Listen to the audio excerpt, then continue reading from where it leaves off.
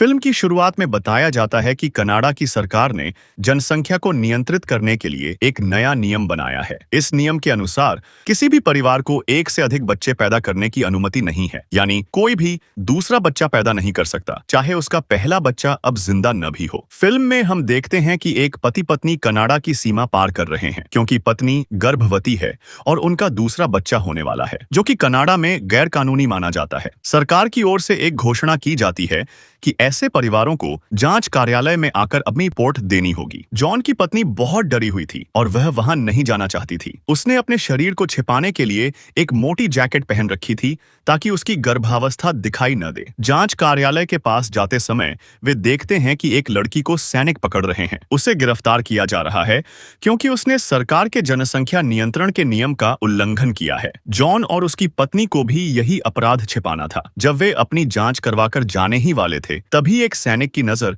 John की पत्नी की जैकेट पर पड़ती है। सैनिक को शक होता है और वह उसे पकड़ लेता है। अचानक पूरे इलाके में अलार्म बजने लगता है। सैनिक उन्हें पकड़ने के लिए दौड़ पड़ते हैं, लेकिन जॉन और उसकी पत्नी गोलीबारी करते हुए सीमा पार करने की कोशिश करते हैं। सैनिक उनके पीछे लगे रहते हैं। जॉन अपनी पत्नी से कहता है कि वह आगे बढ़ जाए, वह पीछे रहकर सैनिकों को रोकेगा। इस तरह जॉन की पत्नी सुरक्षित बच निकलती है, लेकिन जॉन को पकड़ लिया जाता है। अगले दृश्य में हम देखते हैं कि जॉन अन्य कैदियों के साथ एक ट्रक में बैठा है। सभी कैदियों को एक विशाल किले जैसे जेल की ओर ले जाया जा रहा है। यह जेल जमीन के बहुत नीचे बनाई गई है। यहाँ सिर्फ शरीर ही नहीं बल्कि दिमाग पर भी नियंत्रण रखा जाता है। नई तकनीक का उपयोग करके कैदियों के विचारों को भी नियंत्रित किया जाता है ताकि कोई भी नियमों के खिलाफ सोचे तक नहीं। इस जेल से भागना नामुमकिन है। फोर्ट्रेस में पहुंचने पर सैनिक कैदियों से उनके कपड़े उतरवाते हैं। फिर निर्देशक की आवाज गूंजती है और वह कैदियों का स्वागत करता है। इसके बाद उन्हें एक कमरे में ले जाया जाता है जहां उन पर इंटेस्टिनेशन नामक प्रक्रिया की जाती है। इस प्रक्रिया में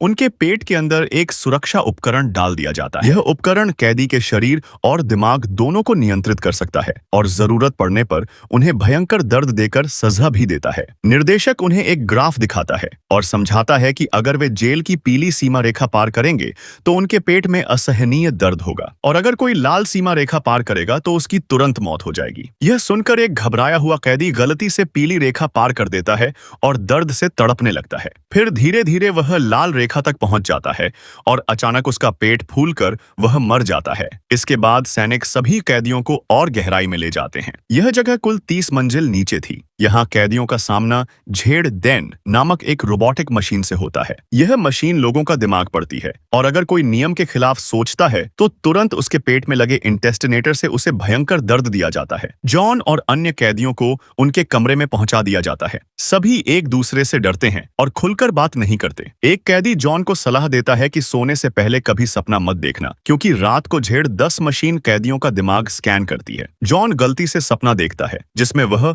अपनी पत्नी देखता ही पा है। मशीन तुरंत उसका दिमाग पढ़ लेती है और यह सपना निर्देशक की स्क्रीन पर दिखा देती है। निर्देशक क्रोधित होकर जॉन को इंटेस्टिनेटर से बहुत दर्द देता है और कहता है कि यहाँ सपने देखना मना है। अगले दिन कैदियों को काम पर भेजा जाता है। वहाँ जॉन और एक अन्य कैदी के बीच झगड़ा हो जाता है। इस झगड़े की वजह से जॉन को फिर सजा दी जाती है और निर्देशक उससे कहता है कि उसकी पत्नी भी पकड़ ली गई है। बाद में निर्देशक जॉन को मजबूर करता है कि वह एक कैदी को मार डाले, लेकिन जॉन उसकी जान बचा लेता है। निर्देशक गुस्से में आकर उस कैदी को मार डालता है और जॉन को एक खतरनाक मशीन में डाल देता है। यह मशीन लगातार घूमती रहती है और 3 दिन तक जॉन का दिमाग खराब करती रहती है। बाहर आने के बाद जॉन बोलना, सुनना और दर्द महसूस करना भूल जाता है। कैरेन, जो जॉन की पत्नी है, उसे बचाने की कोशिश करती है। उसे पता चलता है कि निर्देशक खुद को एडवांस्ड ह्यूमन बना चुका है। उसे अब न तो नींद की जरूरत होती है और न ही सामान्य भोजन की। वह सिर्फ कैप्सूल और विशेष पोषण से जीता है। वह कैरेन को बताता है कि जेल में पैदा होने वाले बच्चों को भी